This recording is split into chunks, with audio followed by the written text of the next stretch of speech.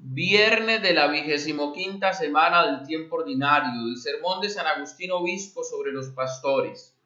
Todos los buenos pastores son como los miembros del único pastor. Cristo pues te apacienta con justicia, distinguiendo entre quienes son ovejas suyas y quienes no lo son.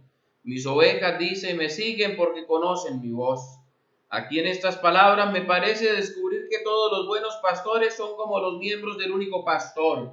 No es que falten buenos pastores, pero todos son como los miembros del único pastor. Si hubiera muchos pastores, habría división.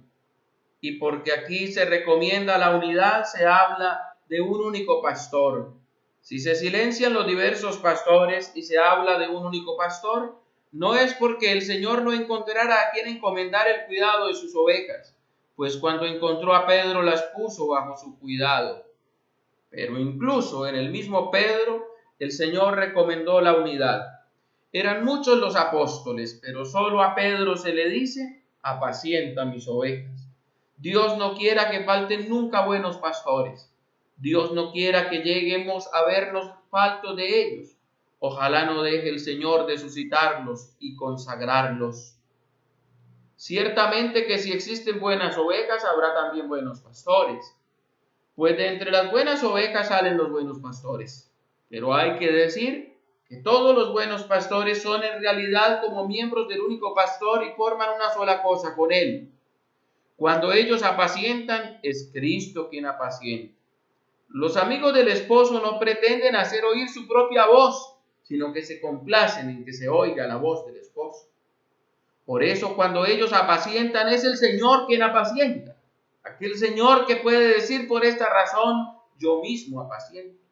Porque la voz y la caridad de los pastores son la voz y la caridad del mismo Señor.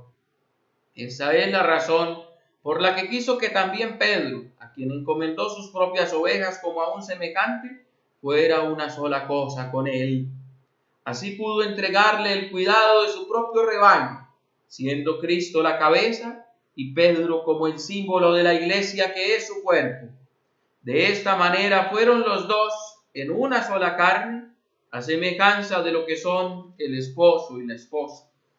Así pues, para poder encomendar a Pedro sus ovejas sin que con ello pareciera que las ovejas quedaban encomendadas a otro pastor distinto de sí mismo, el Señor le pregunta: Pedro, ¿me amas?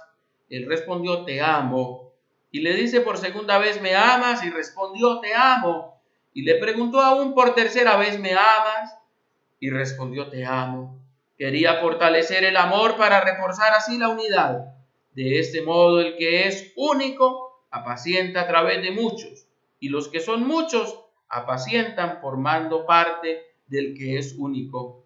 Por tanto, en realidad puede decirse que al mismo tiempo se habla de muchos pastores y se afirma que hay un solo pastor.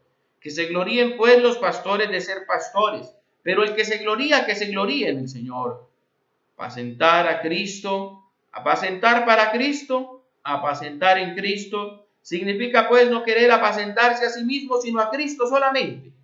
No fue por falta de pastores que anunció el profeta que ocurriría en futuros tiempos de desgracia, que el Señor dijo: yo mismo apacentaré a mis ovejas, como si dijera: no tengo a quien encomendarlas. Porque cuando todavía Pedro y los demás apóstoles vivían en este mundo, aquel que era el único pastor, el que en todos los otros pastores eran uno, dijo: tengo otras ovejas que no son de este redil. Es necesario que las recoja para que se forme un solo rebaño y un solo pastor. Que todos los pastores pues formen parte del único pastor y que a través de todos ellos resuene solamente la voz del único pastor. Al oír esta voz, las ovejas seguirán no a este o a aquel, sino a su único pastor. Que todos los pastores hagan pues resonar en él la única voz, que no dejen oír voces diversas. Os exhorto, hermanos, a que tengáis todos unión y concordia, no haya disensiones entre vosotros, que las ovejas oigan siempre esta voz limpia de toda disensión, purificada de toda herejía, puedan así llegar a su propio pastor, que les dice: mis ovejas me siguen porque conocen mi voz. Responsorio: no abandones, Señor, a tu rebaño, buen pastor que velas constantemente.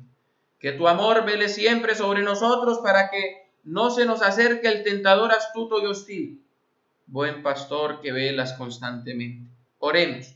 Oh Dios, que has hecho del amor a ti y a los hermanos la plenitud de la ley, concédenos cumplir tus mandamientos y llegar así a la vida eterna.